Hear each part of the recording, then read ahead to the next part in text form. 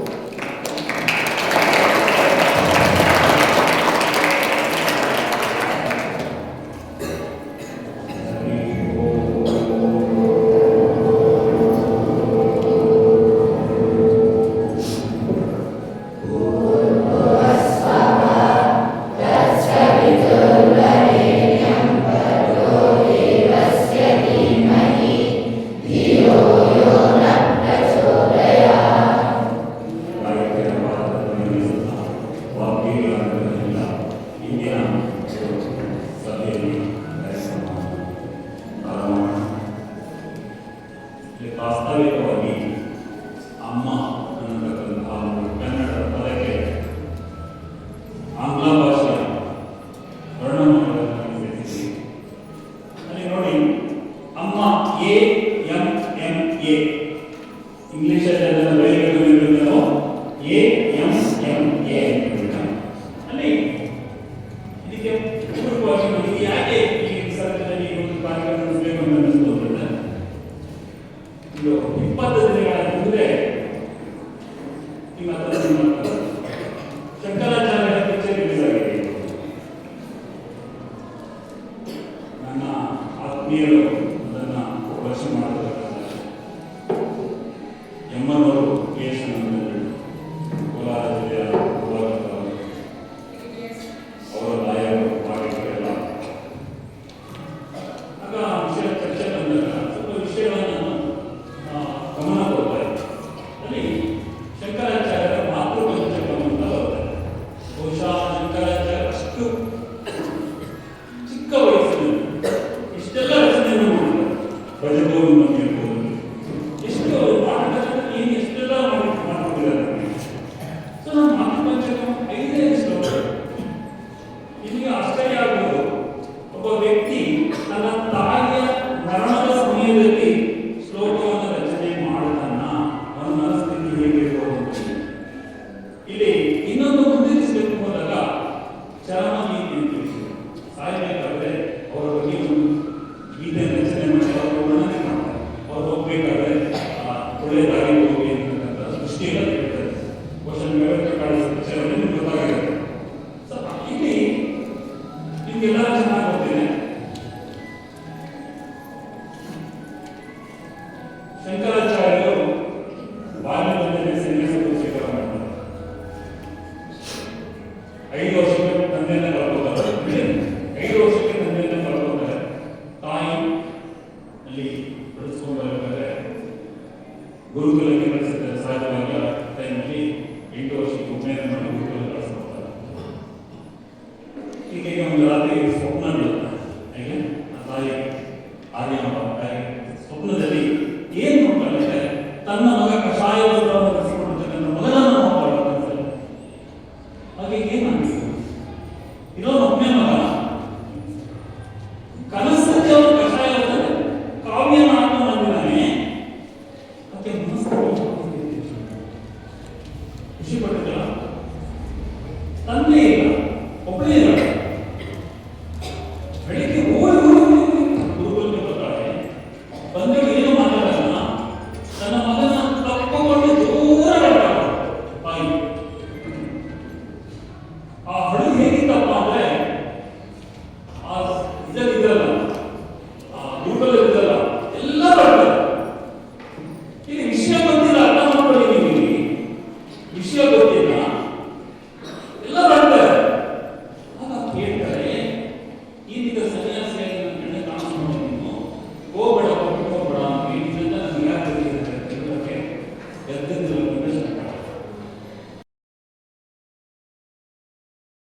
ಅಂತ ಶಕ್ತಿ ತಾಯಿಗೆ ಅದು ನಿಮಗೆ ಗೊತ್ತಿಲ್ಲ.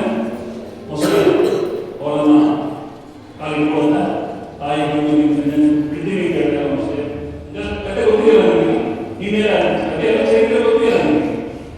ಹಾಗೆ ಸನ್ಯಾಸದಲ್ಲಿ ಸ್ವೀಕಾರ ಮಾಡಿದ್ರೆ ತಾಯಿ ನನ್ನ ಕೊನೆಗಾಲದಂತೆ ಇರಬೇಕಪ್ಪ ಅಂತ ಹೇಳ್ತಾರೆ. ಪ್ರತಿಯೊಂದು ತಾಯಿ ಮಕ್ಕಳನ್ನು ಕೇಳ್ಕೊಂಡು ಬಂದೇನೆ, ನನ್ನ ಕೊನೆಗಾಲದ ನನ್ನ ತಾಯಿ ಕೇಳ್ತಾರೆ. ಆಯ್ತು, ಆಶ್ವಾಸನೆ ಕೊಟ್ಟು ರಾಜಕಾರಣಿಗಳ ಆಶ್ವಾಸನೆ ಕೊಟ್ಟು ಹೋಗ್ತಾರೆ. ನಾನು ಚೆನ್ನಾಗಿ ಬರ್ತಾರೆ. ಬಂದಾಗ ಆಕೆ ಸಾವು ಆಗೋಗಿಲ್ಲ. ನಾನು ಹೇಳೋದು ನನ್ನ ಅನುಭವ ಆದರೆ ಸಾವು ಆಗೋಗಿ ಬರೋದಾಗಲೇ ಸತ್ತು ಹೋಗ್ಬೇಕಲ್ಲ. ಆ ಸಮಯದಲ್ಲಿ ರಚನೆ ಮಾಡ್ತಾರೆ ಶ್ಲೋಕಗಳು ಏನು ಬರ್ತದೆ, ನಾನು ಆಮೇಲೆ ಕೇಳಿದೆ, ಆಮೇಲೆ ಹೇಳ್ತೀನಿ. ಕೊಟ್ಟಿದ್ದೀನಿ ನಿಮ್ಮೆಲ್ಲ ಮಾತಾಡಾದ್ಮೇಲೆ ಕೊಡ್ತೀನಿ. ಕೊಟ್ಟೆ ನಿಮಗೆ ಸ್ವಲ್ಪ ನಿಮ್ಮ ರೀಡಿಂಗ್ ಆಗುತ್ತೆ, ನಿಮ್ಮ ಮಾತು ರೀಡಿಂಗ್ ಆಗುತ್ತೆ. ಅರ್ಥ ಆಯ್ತಲ್ಲ? ನನಗೆ ಬೇಕಾಗಿದ್ದ ಪೂರ್ಣ ಮನಸ್ಪೂರ್ವಕವಾಗಿ ನಿಮ್ಮ ಭಾಷೆ ಹಚ್ಕೋಬೇಕು. ಅರ್ಥ ಆಯ್ತಾ? ಆ ಒಂದು ತಾಯಿ ಮಹತ್ವ ಏನು ಅಂತಕ್ಕಂಥದ್ದು ನಮ್ಗೆ 2 ಮಾತು ನಾನು ಕೊಡ್ತಿದ್ದೀನಿ. ಇಲ್ಲಿ ಒಂದು ಹೇಳ್ತಾರೆ, ಏನು ಅಂತ ಹೇಳ್ತಾರೆ, ಒಂದು ಮಗುವಿಗೆ ತಾಯಿಯ ಮಡಿಲು ತಂದೆಯ ಹೆಗಲು, ತಾಯಿಯ ಮಡಿಲು ತಂದೆಯ ಹೆಗಲು, ತಾಯಿಯ ಜೋಗಳ ತಂದೆಯ ಬೈಗಳು.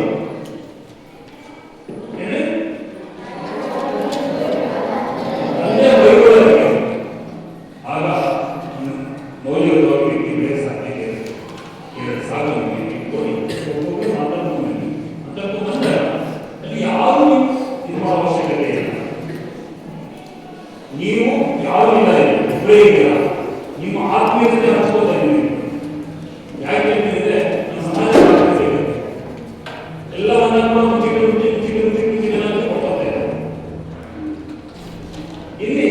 ಮುಂಚಿಟ್ಟೋದೇ ಹೊಡಿತಾ ಇದೆ. ಇದರ ಭಾವನೆಗಳು ನಮ್ಮ ಆರೋಗ್ಯ ಆಗ್ತಾ ಇದೆ. BP, ಶುಗರ್, ಕ್ಯಾನ್ಸರ್ ಎಲ್ಲ ಬರ್ತಾ ಇದೆ. ಯದ್ಭಾವಂ ತದ್ಭವತಿ ಅಂತ ಹೇಳ್ತೀವಿ. ಯದ್ಭಾವಂ ತದ್ಭವತಿ. ಮನಸ್ಸಿನಂತೆ ಮಾಧ್ಯಮ ಆಲೋಚನೆ ಇದೆ. ನಮ್ಮ ಮನಸ್ಸನ್ನು ನಮ್ಮ ಕಷ್ಟೇ ಗೊತ್ತು, ಬೇರೆ ಗೊತ್ತಿಲ್ಲ. ಇದನ್ನು ಆಡುವ ಯಾರು ಕಷ್ಟವಾಗಿಲ್ಲ. ಇಲ್ಲಿ ಒಂದು ವೇದಿಕೆ ಇದೆ. ಆ ವೇದಿಕೆಯಲ್ಲಿ ಹಂಚಿಕೊಂಡು ನಮ್ಮ ಮಕ್ಕಳನ್ನು ಬೆಳೆಸಲಿಕ್ಕೆ ನಾವು ಒಂದು ಕೊಡುಗೆಯನ್ನು ಕೊಡೋಣ ಅಂತ ಹೇಳ್ತಾ, ಯಾ ಸರ್ವಜ್ಞ ಶಿಖಾಮಣಿ ಇದೊಂದೇ ತಸ್ಮೈ ಜನನ್ಯೈ ನಮಃ ಅಂತ ಹೇಳ್ತಾರೆ. ಯಾವ ಒಂದು ತಾಯಿಯ ಒಂದು ಮೌಲ್ಯವನ್ನು ಕೊಡಲಿಕ್ಕೆ ಈ ಒಂದು ತಾಯಿಗೆ ನನಗಾಗಲಿಕ್ಕೆ ಕೆಲವು ಸೂಚನೆ ಕೊಡಲಿಕ್ಕೆ ಯಾವ ಬೇಸಿಗೆಯಲ್ಲಿ ಮಾತಾಡಬೇಕು, ಯಾವ ಆಧಾರ ಮಾತಾಡಬೇಕು ಅಂತ ಹೇಳ್ತಾರೆ. ಅದನ್ನು ಹಂಚಿಕೊಳ್ಳಿ. ವೇದಿಕೆ ಮೇಲೆ ಆಸೀನರಾಗಿರುವಂಥ ಗಣ್ಯರಿಗೂ ಹಾಗೂ ನನ್ನ ಪ್ರಿಯ ಮಕ್ಕಳಿಗೂ ಹಾಗೂ ನಿಸರ್ಗ ವಿದ್ಯಾನಿಕೇತನದ ಶಿಕ್ಷಕರಿಗೂ ನನ್ನ ನಮಸ್ಕಾರಗಳು. ಇಂದಿನ ಅಮ್ಮ ಎನ್ನುವ ಕಾರ್ಯಕ್ರಮದಲ್ಲಿ ಅವಕಾಶ ಮಾಡಿಕೊಟ್ಟಿದ್ದಕ್ಕಾಗಿ ಅಮ್ಮ ಎನ್ನುವ ಪದ ಪ್ರೀತಿ ಮತ್ತು ಗೌರವವನ್ನು ಸಂಕೇತವಾಗಿದೆ. ಇಲ್ಲಿ ಮತ್ತು ಹಿರಿಯರಿಗೂ ಕೊಡುವಂತಹ ಒಂದು ಗೌರವದ ಪ್ರೀತಿಯ ಸಂಕೇತ. ಇಲ್ಲಿ ತಾಯಿ ಮಗಳನ್ನು ಬೆಳೆಸುವ ರೀತಿ ಹೇಗೆಂದರೆ, ನಾನು ಬೆಳೆಸಿದ ರೀತಿಯಲ್ಲಿ ಅವಳು 28/12/2010 ಅವಳು ಜನನವಾಗಿದ್ದಾಳೆ.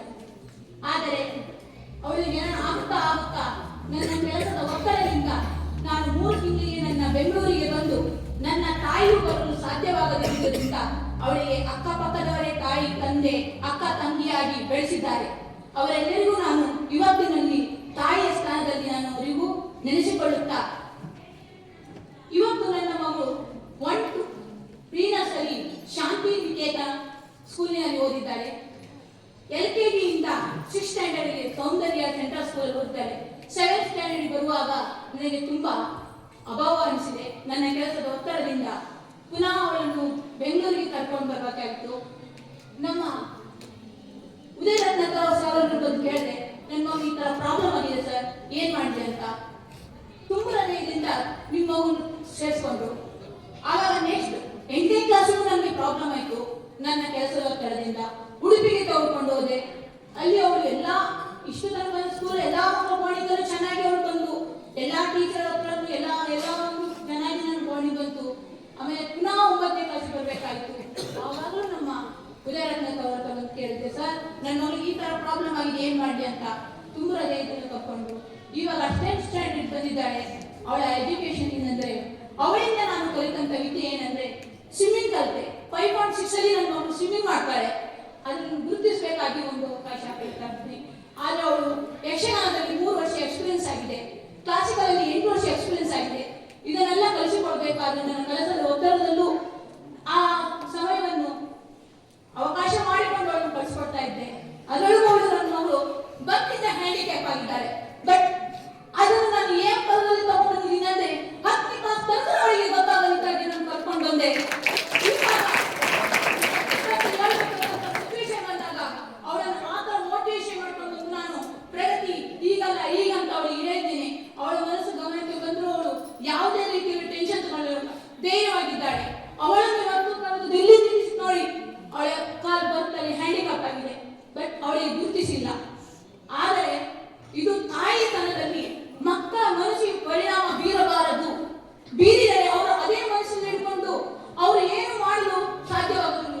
ಅವಳು ಹ್ಯಾಂಡಿಕ್ಯಾಪ್ ಆದ ಕಾರಣದಿಂದ ಅವಳು ಡ್ಯಾನ್ಸ್ ಸಹ ಮಾಡಲು ಆಗುವುದಿಲ್ಲ, ಏನೂ ಇಲ್ಲ ಇತ್ತು.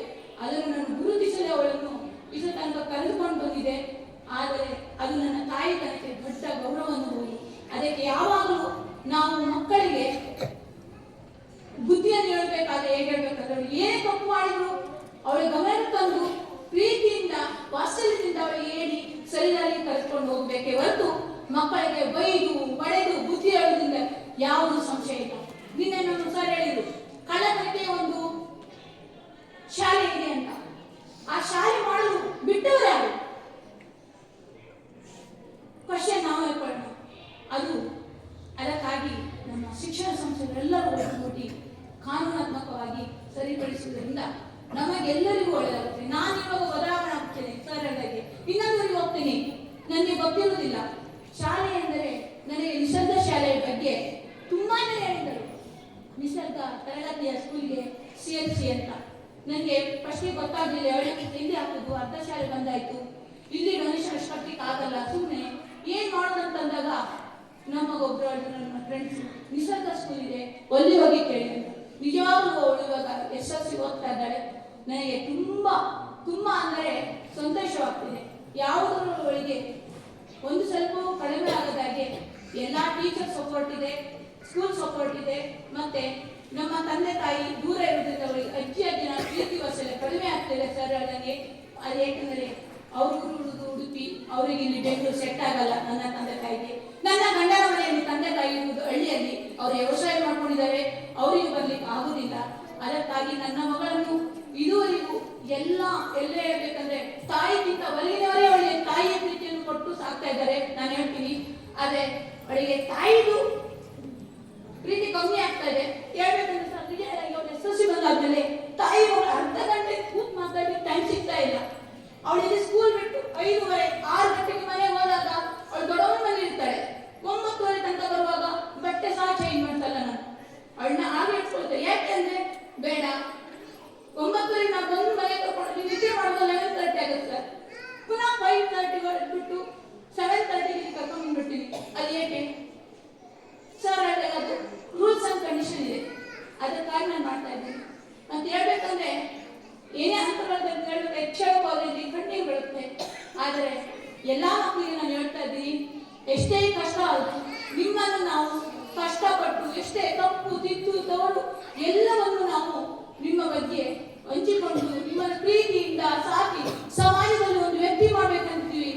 ಓದು ಒಂದೇ ಮುಖ್ಯ ಅಲ್ಲ, ನಾವು ಓದು ಇಂದಾದರೂ ನಾವು ಜೀವನದಲ್ಲಿ ಏನು ಮಾಡಬೇಕೆನ್ನುವ ಗುರಿ ನಿಮ್ಮಲ್ಲಿದೆಯಲ್ಲ, ಅದೇ ನಿಮ್ಮ ಛಲ.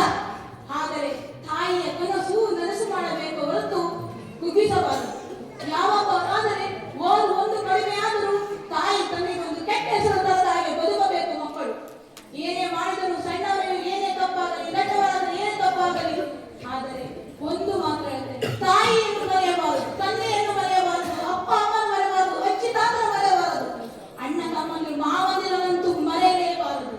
ಅವರೆಲ್ಲ ನಿಮಗೆ ಬಿಟ್ಟಾಗ ಅವರೇ ಹೊರತು ಗೆಳೆಯರು ಬರಲ್ಲ, ಅಕ್ಕಪಕ್ಕದ ಮನೆಯವರು ಬರಲ್ಲ. ಬರಬಹುದು 5, 10, 1, 2, 3 ದಿನ. ಕೊನೆಯ ತನಕ ನಮ್ಮಲ್ಲಿ ಇರುವುದು ಯಾರು ಗೊತ್ತಾ? ಧೈರ್ಯ ತಿಂದು ಎತ್ತ ತಾಯಿ ತಂದೆ ಇಬ್ಬರೇ. ಅದಕ್ಕಾಗಿ ತಾಯಿ ತಂದೆಯನ್ನು ಮುಂದಿನ ದಿನದಲ್ಲಿ ನೀವೇನೇ ಮಾಡಿಕೊಂಡಿರಲಿ, ತಾಯಿ ತಂದೆಯವರನ್ನು ಸಾಕುವ ಕರ್ತವ್ಯ ನಿಮ್ಮೆಲ್ಲರ ಜವಾಬ್ದಾರಿಯಾಗಿರುತ್ತದೆ. ನನ್ನ ಮಗಳು ಒಂದೇ ಅಲ್ಲ ಈ ಮಾತು. ಎಲ್ಲ ನನ್ನ ಪ್ರಿಯ ವಿದ್ಯಾರ್ಥಿಗಳಲ್ಲಿ ಕೇಳಿಕೊಳ್ಳುವುದು ಒಂದೇ, ನಾನು ತಂದೆ ತಾಯಿಯನ್ನು ಮೊದಲು ನೋಡಿಕೊಳ್ಳಿ. ಎರಡನೇದಾಗಿ ನೀವು ಓದಿದಂತ ಎಲ್ಲ ಸ್ಕೂಲಿನಲ್ಲಿಯೂ ಹೋಗಿ ಬಂದು ನೀವು ಒಂದು ತಿಂಗಳಲ್ಲಿ ಕೆಲಸದ ಹಣವನ್ನು ಸ್ಕೂಲಿಗೆ ಡೊನೇಷನ್ ಅಲ್ಲ, ಪ್ರೀತಿಯಿಂದ ನಾನು ಓದಿದ ಸ್ಕೂಲ್ ಎನ್ನುವ ಒಂದು ಗೌರವಕ್ಕಾಗಿ ಬಂದು ಎಲ್ಲ ಟೀಚರಿಗೂ ನಮಸ್ಕರಿಸುವುದನ್ನು ಮೊದಲು ತಿಳಿಬೇಕು. ಇನ್ನು ನಾನು ಎಲ್ಲೆಲ್ಲ ಮಾಡಿದ್ದೀನಿ. ಇವತ್ತು ನಾವು ಸ್ಕೂಲಿಗೆ ಟೀಚರ್ನ ಮಾತಾಡ್ಲಿಕ್ಕಂತ ಹೋಗ್ತೀವಿ, ಎಲ್ಲೇ ಸ್ಕೂಲ್ ಟೀಚರ್ ಸಿಕ್ಕಿ ನಮಸ್ಕರಿಸುತ್ತೇವೆ. ಇಲ್ಲಿ ಇಷ್ಟೊಂದು ಮಾತನಾಡಲು ಅವಕಾಶ ಮಾಡಿಕೊಟ್ಟಂತಹ ಎಲ್ಲರಿಗೂ ಧನ್ಯವಾದ.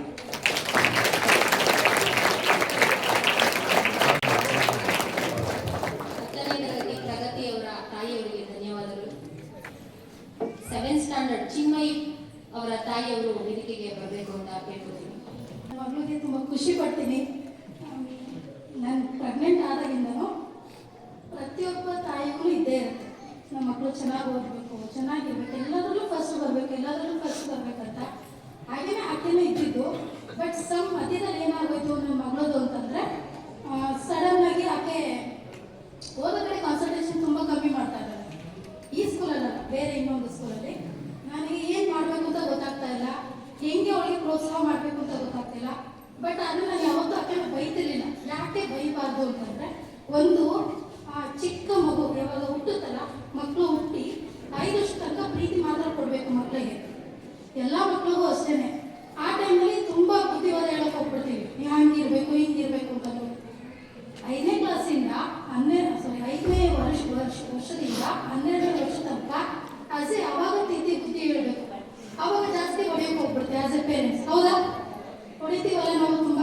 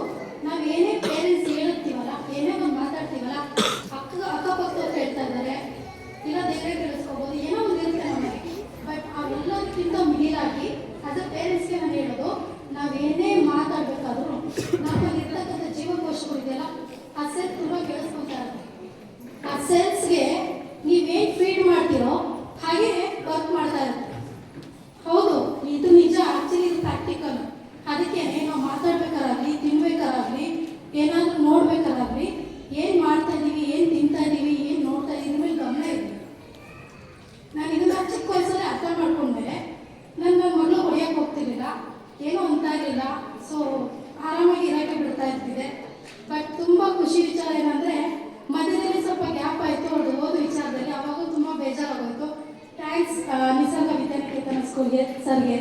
ಬಟ್ ನನ್ನ ಮಗಳು ಮಧ್ಯದಲ್ಲಿ ಬಂದು ಸೇರಿಕೊಂಡು ನನಗೆ ಗೊತ್ತಿತ್ತು ಅವಳು ಓದ್ತಾನೆ ಇಲ್ಲ, ಏನು ಮಾಡ್ತಾಳೋ ಏನೋ ಅಂತ. ಬಟ್ ಇವಾಗ ತುಂಬ ಚೆನ್ನಾಗಿ ಓದ್ತಾ ಇದ್ದಾಳೆ, ಎಲ್ಲ ಆ್ಯಕ್ಟಿವಿಟಿನೂ ಮುಂದಿದ್ದಾಳೆ. ಅದಂತೂ ತುಂಬ ಖುಷಿ ಆಗುತ್ತೆ. ಇನ್ನೊಂದೇನೆಂದರೆ ಅವಳಲ್ಲಿ ಆಗಿರೋಂಥ ಚೇಂಜಸ್ ತುಂಬ ಬದಲಾವಣೆ ಕಂಡಿದ್ದೀನಿ ಈ ಸ್ಕೂಲ್ಗೆ ಬಂದ ಮೇಲೆ. ಮಾತಾಡೋದಿರ್ಬೋದು, ಓದೋ ವಿಷಯದಲ್ಲಿರ್ಬೋದು, ಮತ್ತು ಬೆಳಗ್ಗೆ ಬೇಗ ಎದ್ದು ಹೋಗ್ತಾಳೆ. ಮುಂಚೆ ಎದ್ದೋಡ್ತಾನೆ ಇರಲಿಲ್ಲ, ಎಷ್ಟು ಎದ್ದೋಡ್ತಾ ಇರಲಿಲ್ಲ, ಏನು ಮಾಡಿದ್ರು ಮಾಡ್ತಾ ಇರಲಿಲ್ಲ, ಓದೋಣ ಬಿಡು, ಜಾಸ್ತಿ ಮೊಬೈಲ್ ಯೂಸ್ ಮಾಡ್ತಾ ಇದ್ದು. ಇವಾಗಂತೂ ತುಂಬ ಚೇಂಜಸ್ ಆಗಿದೆ. ಬಟ್ ಅದಕ್ಕೆ ಥ್ಯಾಂಕ್ಸ್ ಹೇಳಬೇಕು ಈ ಸ್ಕೂಲ್ಗೆ, ಟೀಚರ್ಸ್ಗೆ, ಎಲ್ರಿಗೂ ಅವ್ರಿಗೆ ತುಂಬ ಸಪೋರ್ಟ್ ಮಾಡ್ತಾ ಇರೋಕ್ಕೆ. ಅರ್ಥ ಮಾಡ್ಕೊಳ್ಳಿ, ನನಗೆ ಸ್ಕೂಲ್ ಕೊಡೋದಾಗತ್ತಲ್ಲ, ನಾನು ನಿಮ್ಮ ಭಾವನೆಗಳನ್ನು ಕೊಡುವ ತಾಯಿಯಾಗಿ ನೀವು ಭಾವನೆಗಳನ್ನು ಕೊಡಿ. ಆ ಮಗು ಗರ್ಭದಿಂದ ಹಿಡ್ಕೊಂಡು ನೀವೇನು ಕನಸುಗಳು ಕಂಡಿದ್ರ, ಆ ಕನಸುಗಳನ್ನ ನನಸಾಗಲಿಕ್ಕೆ 7 ಬೀಳುಗಳೇನಿತ್ತು ಅವುಗಳನ್ನು ಹಂಚಿಕೊಳ್ಳಿ. ನಂಗೆ ಅದು ಬೇಕಾಗಿರೋದು. ನೀವು ನಮ್ಮ ಪರ್ಮಿಷನ್ ಕೊಡಲಿಲ್ಲ, ನಮ್ಮ ಮಕ್ಕಳು ವಿದ್ಯಾಭ್ಯಾಸ ಮುಂದುವರಿಸಲಿಕ್ಕೆ ಕಷ್ಟ ಆಗ್ತಾ ಇರ್ತಾರೆ. ಅದು ಕೊಟ್ಟಿರೋದ್ರಿಂದ ಅವಳು ಇಲ್ಲಿ ತನಕ ಬಂದಿದ್ದೀವಿ. ಅದಕ್ಕೋಸ್ಕರ ನಾವು ಹೇಳಿದ್ವಿ 7 ಬೀಳುಗಳು ಅಂತಂದರೆ ಅದೇ ನಾನು ಆಗಲೇ ಹೇಳ್ದಂಗೆ ಓದೋ ವಿಷಯದಲ್ಲಿ ಇರ್ಬೋದು, ಆ್ಯಕ್ಟಿವಿಟಿ ವಿಷಯದಲ್ಲಿ ಪ್ರತಿಯೊಂದರಲ್ಲೂ ತುಂಬ ಇಂಬ್ಯಾಲೆನ್ಸ್ ಆಗಿ ಹೋಗ್ಬಿಟ್ಟಿತ್ತು.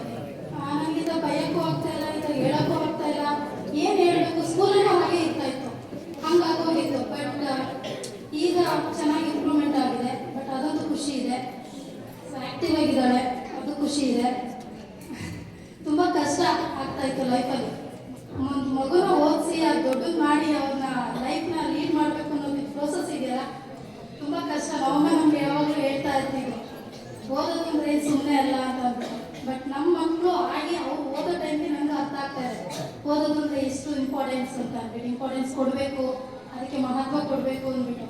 ಬಟ್ ಇವಾಗ ಈ ಸ್ಕೂಲಲ್ಲಿ ಜಾಸ್ತಿ ಪೇರೆಂಟ್ಸ್ನ ಇಗ್ನೋರ್ ಮಾಡ್ತಾ ಇದ್ದಾರೆ. ಬಟ್ ನಾವು ಓದ್ಬೇಕಾದ ಟೈಮಲ್ಲಿ ಪೇರೆಂಟ್ಸ್ ಅನ್ನೋದೇ ಬರ್ತಾ ಇರಲಿಲ್ಲ. ಯಾವಾಗಲೂ ನಾವು ಓದೋದು ಬರೋದು ಮನೆಗೆ ಹೋಗೋದು, ನಾವು ಏನು ಮಾಡ್ತಾ ಇದ್ದೀವಿ ಏನೋ ಪೇರೆಂಟ್ಸ್ಗೆ ಏನು ಗೊತ್ತಾಗ್ತಾ ಇರಲಿಲ್ಲ, ನಾವು ಎಜುಕೇಷನ್ ಏನು ಮಾಡ್ತಿದ್ದೀವಿ ಅನ್ನೋದು ಗೊತ್ತಾಗ್ತಾ ಇರಲಿಲ್ಲ. ಸೊ ಈ ಸ್ಕೂಲಲ್ಲಿ ತುಂಬ ಬದಲಾವಣೆಗಳು ಇದೆ, ನಮ್ಗೆ ಅದು ತುಂಬ ಖುಷಿ ಇದೆ. Thank you sir. 5ನೇ ತರಗತಿ ವಿಲಾಸ್ ಪೇರೆಂಟ್ ಅವರು ಇದೀಗ ಮಾತನಾಡುತ್ತಾರೆ.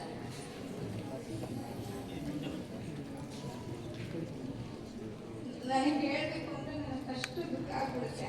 ನನ್ನ ಮಗ ಹೇಳ್ದ ಬಂದು ಮಾತಾಡಮ್ಮ ಅಂತ, ಇಲ್ಲ ಅವನು ಅಳು ಬರುತ್ತೆ ಸರಿ. ಬಟ್ ಸ್ಟಿಲ್ ನಾನು ಅವನಿಗೋಸ್ಕರ ಬಂದು ಮಾತಾಡ್ತಾ ಇದ್ದೀನಿ. ಯಾಕೆ ನನಗೆ ದುಃಖ ಆಗುತ್ತೆ, ಯಾಕೆ ನನಗೆ ಹೆಸಿಟೇಷನ್ ಆಗುತ್ತೆ ಈ ಥರ ಅಂದರೆ, ತುಂಬ ವರ್ಷ ಆಯಿತು ನನಗೆ ಸ್ಟೇಜ್ ಪ್ರೆಸೆಂಟೇಷನ್ ಮಾಡಿ ಈ ಸ್ಕೂಲ್ ಅವಕಾಶ ಮಾಡಿಕೊಡ್ತು. ಬಟ್ ಇವತ್ತು ಏನು ಪ್ರೆಸೆಂಟ್ ಮಾಡಬೇಕಂದ್ರೆ ಅಮ್ಮ ಆಗಿ ನಾನೇ ಫೇಸ್ ಮಾಡಿದೆ. ನನ್ನ ಅನಿಸಿಕೆಯನ್ನು ನಾನೇನೇನು ಜೀವನದಲ್ಲಿ ಗೆದ್ದು ಬಂದೆ ಆ ಥರ ಇಲ್ಲ. 6 years ಅಷ್ಟೇ ಅವ್ರ ತಂದೆ ತೀರ್ಕೊಂತಾರೆ. ನನಗೆ 2ನೇ ಮಗು, 3 ತಿಂಗಳು ಬೇಬಿ, 3 months ಬೇಬಿ. ನೈಟ್ ಒಂದು ಫೋನ್ ಬರುತ್ತೆ, ನಿನ್ನ ಯಜಮಾನ್ರು ಹಿಂಗಾಗಿದೆ ಅಂತ. ಯಾರು ಇರಲ್ಲ, ನಾನು ನನ್ನ ಮಗ ನನ್ನ ಮಗಳು ಇರ್ತೀವಿ. ಆ ಪರಿಸ್ಥಿತಿಯಲ್ಲಿ ನನ್ನ ಮನಸ್ಥಿತಿ ಹೆಂಗಿರ್ಬೇಕು, ನಾನು ಎಷ್ಟು ಧೈರ್ಯ ತಗೋಬೇಕು, ನಾನು ಯಾವ ರೀತಿ ಮಕ್ಕಳು ನೋಡ್ರ ಹಳ್ಳ ಕಿರ್ಚಲ ಏನ್ ಮಾಡ್ಲಿ ಆ ಮೂಮೆಂಟಲ್ಲಿ.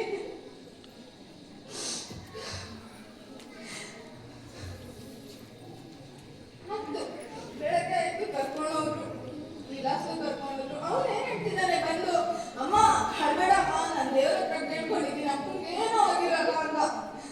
ಇವತ್ತಿಗೂ ಅದು ಕಿವಿ ನನಗೆ ಕುಯ್ಗುಡ್ತಾ ಇರುತ್ತೆ. ಹೌದು ಅಪ್ಪ ಇದ್ದಾರೆ, ನನ್ನ ಬೆನ್ನಿಂದ ಇದ್ದಾರೆ. ಅವತ್ತು ದಿವಸ 3 ತಿಂಗಳು ಮಗು, ನಾನು ಯಾವ ರೀತಿ ಆ ಮಗು ನೋಡ್ಕೊಳ್ಳಿ, ಇಲ್ಲ ಕೆಲ್ಸಕ್ಕೆ ಹೋಗ್ಲಿ, ಯಾವ ರೀತಿ ನಾನು ಆ ಮಗು ಬೆಳವಣಿಗೆ ಕೊಡ್ಲಿ, ಆ ಮಗು ನಾನು ಯಾವ ರೀತಿ ನಾನು ಅವನಿಗೆ ಒಂದು ಎಜುಕೇಶನ್ ಕೊಡ್ಲಿ, ಅಷ್ಟೇ ನನ್ನ ತಲೆಗೆ ಬರ್ತಾ ಇರೋದು. ಅವ್ರು ತಿಳ್ಕೊಂಡಿದ್ದಾರೆ, ನೆಕ್ಸ್ಟ್ ನನ್ನ ಮುಂದಿನ ಜೀವನ ಏನು ಆ ಥರ ಎಲ್ಲ ನನ್ನ ತಲೆಗೆ ಏನು ಬರ್ತಾ ಇದೆ.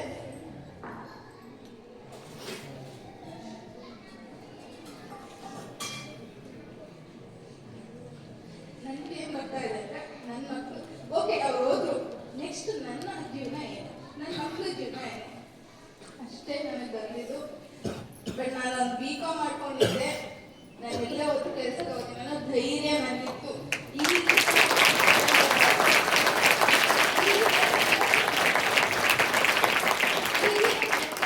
ಏನಾಗಿದೆ ಅಂದರೆ ಧೈರ್ಯ ಇಲ್ಲ. ಒಂದು ಕ್ಲಾಸಲ್ಲಿ ಫೇಲ್ ಆಗಿದ ತಕ್ಷಣ ಏನೋ ಒಂದು ಬ್ಯಾಡ್ ಇಂಟೆನ್ಷನ್ ತಗೊಳ್ಳೋದು, ಏನೋ ಒಂದು ಧೈರ್ಯ ಅನ್ನೋದು ತುಂಬ ಇಂಪಾರ್ಟೆಂಟು. ನಾನು ಅದನ್ನ ಹೇಳೋದು, ನಾನು ಅದನ್ನ ಧೈರ್ಯವಾಗಿ ತಗೊಂಡೆ. ನನ್ನ ಮಕ್ಕಳು 6 ಮಂತ್ಸ್ ಬೇಬಿ ಇದ್ದಾಗ ನನ್ನ ತಂಗಿಗೆ ಹೇಳಿದೆ, ನನ್ನ ತಂಗಿ ಒಬ್ಬಳಿಗೆ ಅವಳಿಗೆ ಹೇಳಿದೆ, ಪ್ಲೀಸ್ ಮಗು ನೋಡ್ಕೊ, ನನಗೆ ಕೆಲ್ಸಕ್ಕೆ ಹೋಗೋ ಅವಶ್ಯಕತೆ ಇದೆ ಇವಾಗ, ಅವರಿಬ್ಬರು ಎಜುಕೇಷನ್ ಇಂಪಾರ್ಟೆಂಟ್ ಅಂತ ಹೇಳಿ ಕೆಲ್ಸಕ್ಕೆ ಹೋದೆ. ಕೆಲಸ ಹತ್ರದಲ್ಲೇ ಹುಡುಕ್ಬೇಕು, ಯಾಕಂದ್ರೆ ಇನ್ನ ಮಗು 6 ಮಂತ್ಸ್ ಬೇಬಿ ಅಷ್ಟೇ. ಆ ಮಗು ಹಾಲು ಕುಡಿಸ್ಬೇಕು, ಅಟ್ಲೀಸ್ಟ್ 1 year ಆದ್ರೂ ಹಾಲು ಕುಡಿಸ್ಬೇಕು, ಇಲ್ಲ ಅಂದ್ರೆ ಮಗುಗೆ ವೀಕ್ನೆಸ್ ಆಗುತ್ತೆ ಅಂತ ಎಲ್ಲ ಹೇಳಿದ್ರು. ಬಟ್ ಸ್ಟಿಲ್ ಅದು ಅನಿವಾರ್ಯತೆ ಇತ್ತು ನನಗೆ. ಕೆಲ್ಸದವ್ರ ಹತ್ರನೂ ರಿಕ್ವೆಸ್ಟ್ ಮಾಡ್ಕೊಂಡೆ, 1 hour ಪರ್ಮಿಷನ್ ಕೊಡಿ ಮಧ್ಯಾಹ್ನದ್ದು, ನನ್ನ ಮಗು ಹಾಲು ಕುಡಿಸ್ಬೇಕು. ಪರ್ಮಿಷನ್ ತಿಳಿಸ್ಕೊಂಡು ಬೆಳಗ್ಗೆ ಕೆಲ್ಸಕ್ಕೆ ಹೋಗ್ತಾ ಇದ್ದೆ, ಮಧ್ಯಾಹ್ನ ಬಂದು ಮಗು ನೋಡ್ತಿದ್ದೆ, ಮತ್ತೆ ಸಂಜೆ ಬಂದು ಮಗು ನೋಡ್ಬೇಕು, ಇಬ್ರು ನೋಡ್ಬೇಕು, ಅವ್ರಿಗೆ ಅವ್ನ ಎಜುಕೇಶನ್ ನೋಡ್ಬೇಕು, ಮಗುದ ಆರೋಗ್ಯ ನೋಡ್ಬೇಕು. ಇಬ್ರು ಒಂದೇ ಸರಿ ಜ್ವರ ಏನ್ ಹ್ಯಾಂಡಲ್ ಮಾಡ್ಬೇಕು. ಅವತ್ತು ಅಳು ನನಗೆ ಯಾರು ಇಲ್ಲ ಜೊತೆಗೆ, ಇಬ್ರಿಗೂ ಜ್ವರ, ಇಬ್ರು ಅಳ್ತಿದ್ದಾರೆ, ಇವನು ಔಷಧಿ ಕುಡಿಯಲ್ಲ, ಮಗು ಮಾಡ್ತಾ ಇದೆ, ಹೆಂಗ್ ಹ್ಯಾಂಡಲ್ ಮಾಡ್ಬೇಕು ನಾನು?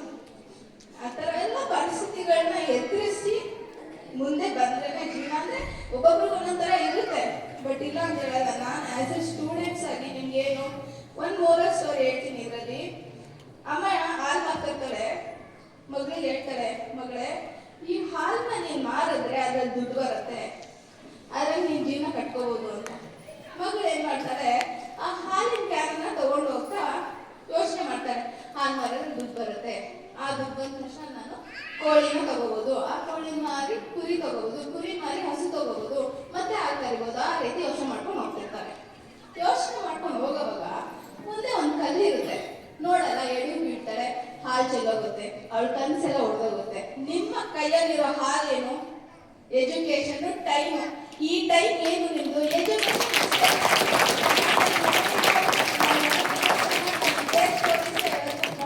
ಹೇಳ್ತೀನಿ, ಈಗ ನಿನ್ಗೆ ಏನ್ ಜವಾಬ್ದಾರಿ ಕೊಟ್ಟಿದ್ದೀನಿ ನಾನು? ಓದ್ಬೇಕು ಅಷ್ಟೇ ನಿನ್ ಕೆಲಸ, ಬೇರೆ ಯಾವ್ದ್ರ ಬಗ್ಗೆ ಯೋಚನೆ ಮಾಡಬೇಡ. ಓದ್ಬೇಕು, ಮುಂದೆ ಬರ್ಬೇಕು ಅಷ್ಟೇ. ನಿನ್ಗೆ ಏನ್ ಜವಾಬ್ದಾರಿ ಕೊಟ್ಟರೆ ಆ ಜವಾಬ್ದಾರಿ ನಿಭಾಯಿಸಿದ್ರೆ ಅಷ್ಟೇ ಸಾಕು ಅಂತಾನೆ ಹೇಳ್ಬೇಕು. ಇಷ್ಟು ಹೇಳೋದಕ್ಕೆ ಅನುಭವ ಪಡೆದಿದ್ದೆ, ತುಂಬಾ ಥ್ಯಾಂಕ್ ಯು. ಅವರ ಮನಸ್ಸಿನ ಭಾವನೆಗಳನ್ನು ಬಹಳ ಸ್ಪಷ್ಟವಾಗಿ ವ್ಯಕ್ತಪಡಿಸತಕ್ಕಂಥ ವಿಲಾಸ್ ಅವರ ತಾಯಿಯವರಿಗೆ ಧನ್ಯವಾದಗಳು.